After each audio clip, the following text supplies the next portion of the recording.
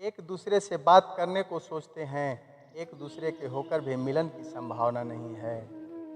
प्रहलाद जैसा विश्वास हो, भीलनी जैसी आस हो, द्रौपदी जैसी पुकार हो, मीरा जैसा इंतजार हो, कृष्ण को आना ही पड़ता है। हद से सीधा साधा होना भी ठीक नहीं, क्योंकि जंगल में सबसे पहले सीधे पेड़ों को काटा जाता है।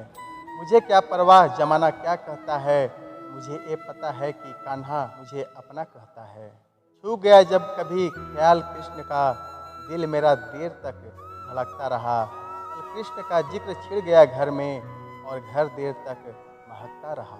संसार के संयोग में जो सुख प्रतीत होता है, उसमें दुख भी मिला रहता है, परंतु संसार के वियोग से, सुख दुख से अखंड आनंद प्राप्त होता है। आत्मा को शस्त्र नहीं काट सकता, अग्नि नहीं जला सकती, जल नहीं बुझा सकता, वायु नहीं सुखा सकती। चिंतन हो सदा इस मन में तेरा, चरणों में तेरे मेरे ध्यान रहे। चाहे दुख में रहूं, चाहे सुख में रहूं, होठों पे सदा तेरा नाम रहे।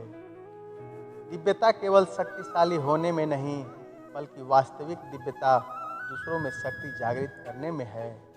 मैं धरती की मधुर सुगंध हूँ, मैं अग्नि की उष्मा हूँ, सभी जीव प्राणियों का जीवन और संपत्तियों का आत्मसंयम भी हूँ। खामोशी लबों की दिखाई देती है सबको, मगर शोर दिल का तेरे सिवा कोई सुनता नहीं मेरे कान्हा।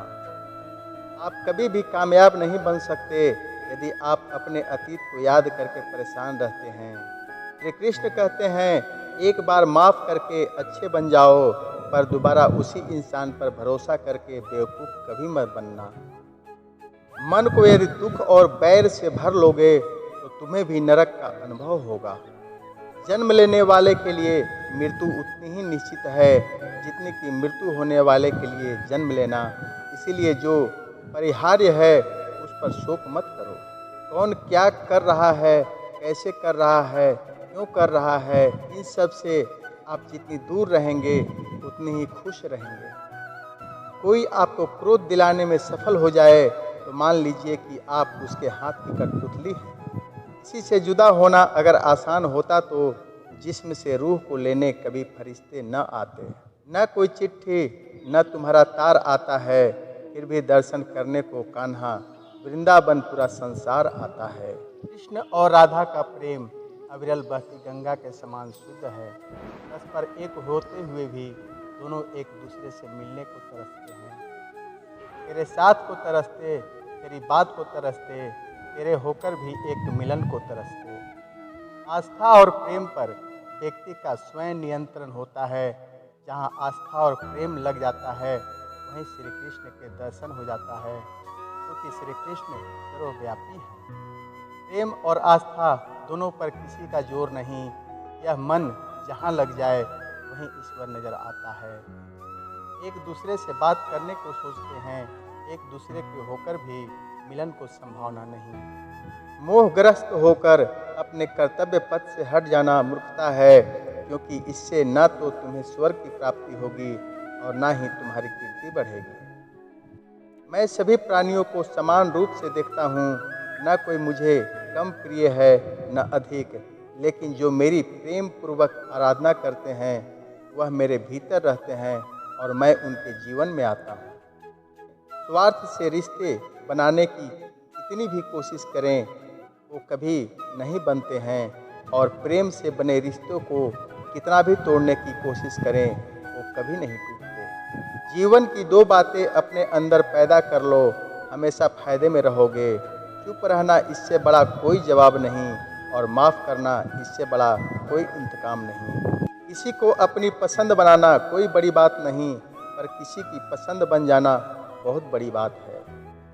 हे अर्जुन, अगर तुम अपना कल्याण चाहते हो तो सभी उपदेशों, सभी धर्मों को छोड़कर मेरी शरण में आ जाओ, मैं तुम्हें मुक्ति प्रदान करूंगा।